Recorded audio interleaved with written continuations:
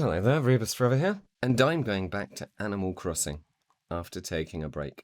And if that sounds like the sort of thing that someone might say when they're in a support group, maybe that's a fairly accurate representation of what's going on here. The main conception, or idea, or point behind doing some of this is, I made the mistake of getting into Animal Crossing.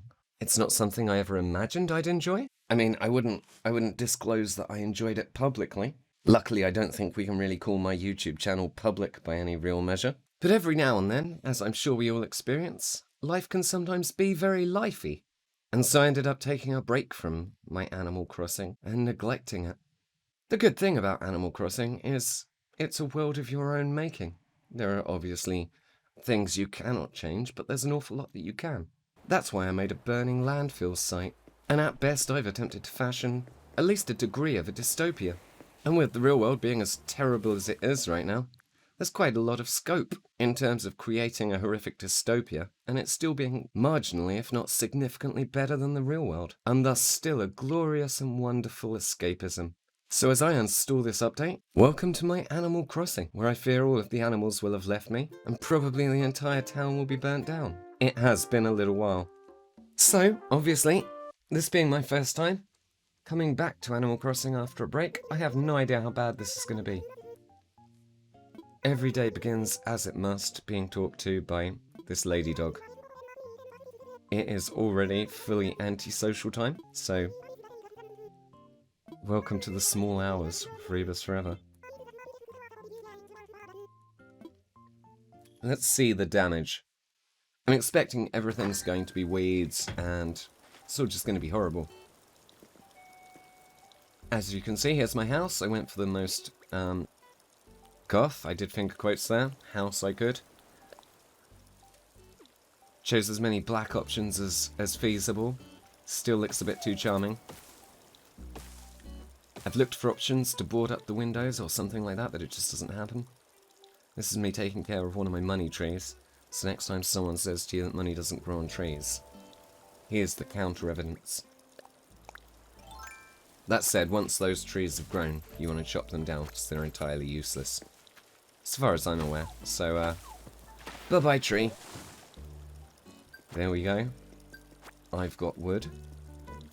Just gonna make that joke quickly. And then we'll get rid of this little stump. And I find the shovel. There it is.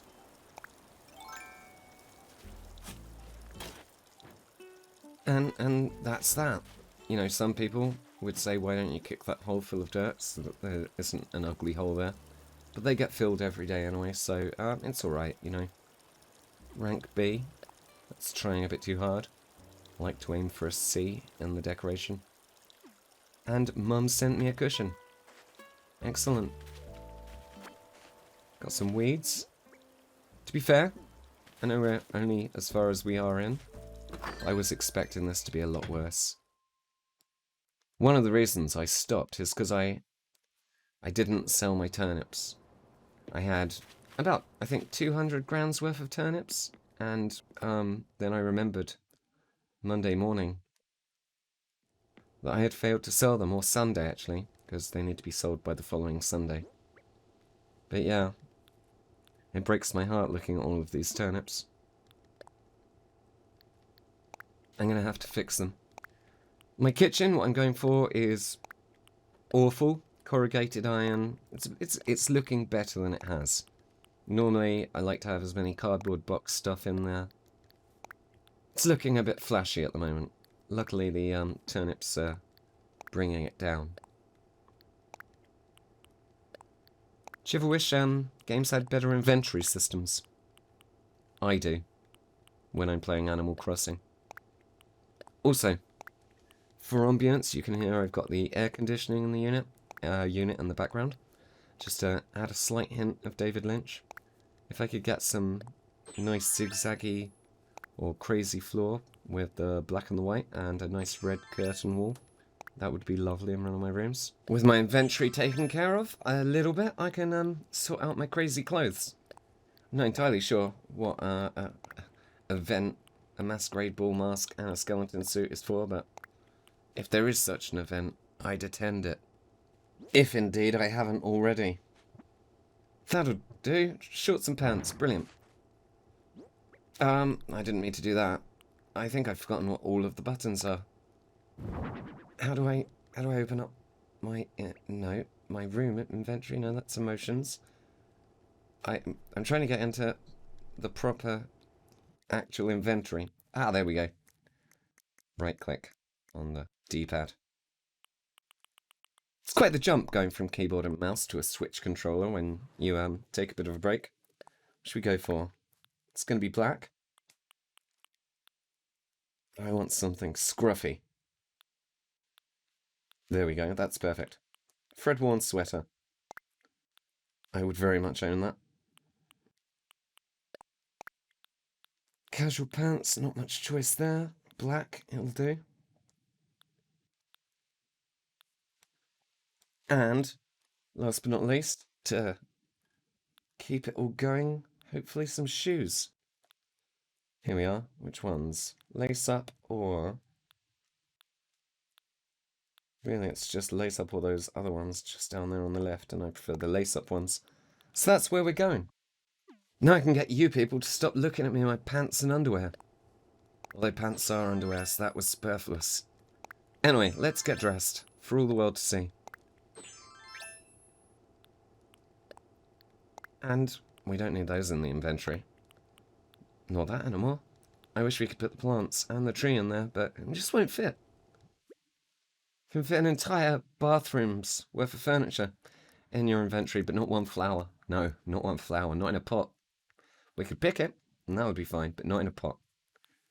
Anyway, I'm going slightly mad here. Let's see if I can find a magic wand. I've got some, I'm sure. Where are they? There we go. Let's grab a wand.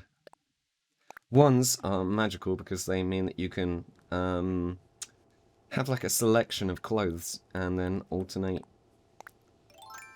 more freely. So this is my default clothes, and here are my various different attires. I'm going to turn into a Matrix goth for the rest of this. If anyone else has any more trench coats, or there are any more trench coats for Animal Crossing, add me, give me your trench coats. I want your trench coats. Trenchcoat mania aside, let us proceed with the rectifying. I think that's what we'll call this. It is also the first time I've seen the autumn update, so there's a bunch of new creatures. I'm wondering if this is a butterfly I'm familiar with. Let's see. It's a butterfly I am familiar with. I'm familiar with that line of joke. Just call it a joke. Miss, I'm great. Miss. Got you. Like a pro. So yeah, it's going to be a tough call for me knowing how much of this to edit down. Because, you know, is this going to be a long play? That's the question I ask myself. Got another money tree to knock down. Nobody's seen that before. This time I am, you know, saving some time, just cutting it straight down rather than shaking the bags and then cutting it down. Got some more wood. And now I suppose I'd best dig it up. Because you need the full experience, especially given nobody's seen this before. And there we go. Now time to do all of my dailies, I guess, for the first time in ever so long. Much like any sort of insanely grindy game, there's X amount of things you can only do once a day. Knocking some minerals and such out of your rocks is one of the things that you can only do once a day, thus limiting your progress if you want to craft loads of metal-y stuff. Though of course you can always go on quite tedious flights to go and get more resources, but you know, that's on you. You need to spend your Nook Miles. Depends how precious you are with your Nook Miles.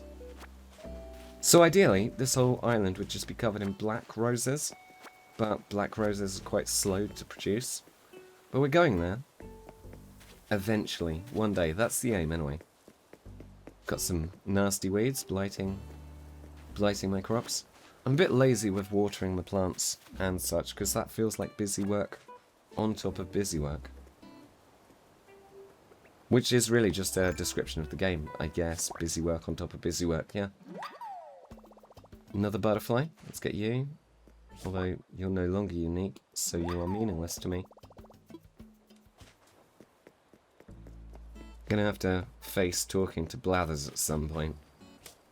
First, I'm gonna visit the visitor. I've never accepted the full tally of guests because I've seen the full range of creatures there are, and I'd like one of the more interesting ones. Don't massively vibe with you, Mr. Cat. Bye-bye. But you never know, he could have been the one, or one of the weird ones, and I'd take one of the weird ones in a flash. Wouldn't mind the bulldog policeman fella, because he would fit into my dystopian narrative. He'd be one of my enforcer creatures.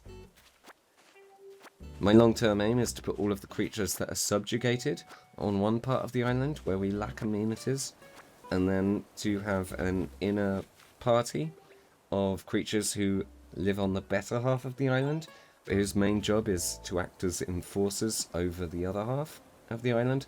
It's a whole mimicking our society thing, and I thought I'd best do it for accuracy. But at the moment, you know, that's just an idealistic pipe dream. At the moment, we're in the dirt, and we are chipping stone, clay, and iron off of these seemingly infinite rock piles. I really should dig up that tree stump there, because I always have to walk around it. Here you can see one of the other completely unbusy work components of the game. There's a little craft bench there. If you're unfamiliar with the game, a reasonable portion of what you do is craft the tools to carry on being able to do the other busy work. So, if you will, there's like a pre-busy work stage. It's very, very good. Grabbing some more weeds, because busy work. This is very much my fault for not being here to tidy them up. For leaving my rotten turnips and running away from the game. This is my little Lion Witch and the Wardrobe bit. I'm waiting for winter when it's snowy. This area will really make sense then. Do a little bit of beach combing. I'm mostly looking for the message in a bottle. You get one message in a bottle a day with a recipe in it. Very often one you've already got, which is very handy. I suppose whilst I'm at it, I'd best quickly check the rest of my beaches, which I can imagine is something I will edit short, because all I can really do along my beaches is pick up shells, or my message in a bottle. I'm sure Sting would sooner me say. One of my main methods of making money has always been selling the summer reeves, which I expect I'm no longer going to be able to make. So I'm curious what I'm going to do about that, but I'll have to check crafting later. I can easily see me doing some crafting. This area, cuts rather. This area here that we've just been past is my area of ruins. This represents an indigenous people's former point of residence that we, as colonial oppressors, came in and, you know, did all the usual stuff that most European countries' histories are founded on. Let's see if I can catch a shark. And got to not... Oh, got to mess it up. This is my wildflower region. I say wildflower, I planted them all. But, you know, there's some flowers there. Heading... Oh. He is relatively new, I'm pretty certain. And I messed that up, so everything's going great. This is one of my favourite areas so far. It's probably one of the areas that I've most achieved the dream with. This is my landfill area. I think that it's good to have a landfill, because then you know where to put rubbish or something, and it's good to be tidy. So there's my landfill, and it's very important that I think everyone's island should have a landfill site. There are many mechanics in this game that I have failed to take the time to learn, and plant breeding is one of them. Plant breeding relates to creating different variants of the colours for the plants, not anything weirder.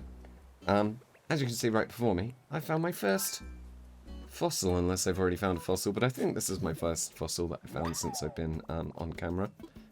And you get 5 of those on the island a day, so hopefully I can find the rest of those before it reaches 5 o'clock and the day gets reset.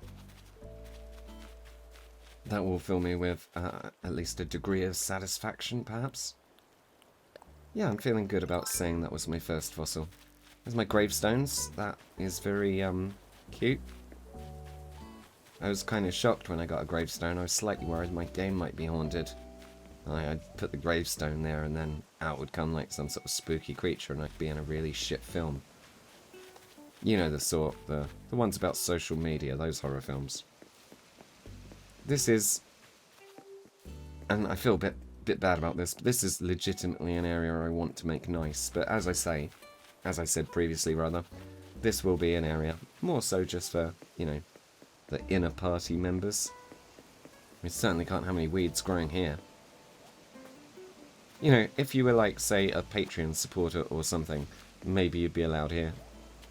But like, not just a subscriber. You'd have to go with the rest of the animals. So yeah, you know, thanks for subscribing. I appreciate all your views and everything.